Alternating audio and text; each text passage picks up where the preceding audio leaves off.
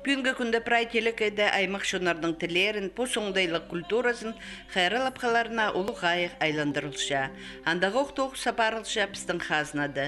Әді ерткін жылда хакайсының композиторлар біргізі президенттің өнетін грантын ұтып алған аны қостыра чирым пайы жынды темнел барды.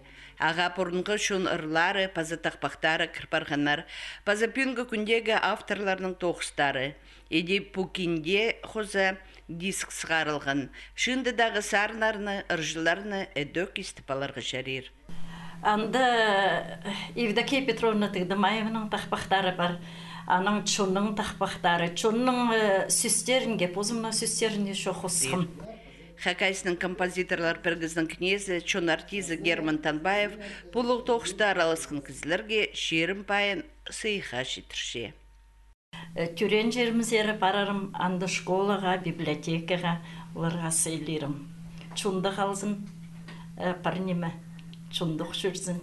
300 экземпляр сыхын. Аннар үнсағыз аны библиотека пастыры сығарып зарға. Бір жүз илік экземпляр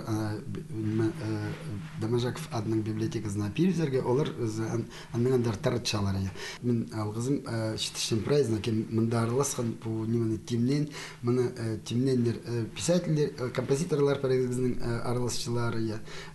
Нотаға кергенлер студенттардың тоғын қылыс, филологтардың қады тоғын қылыс. Мында еледі үшін араласқан қады.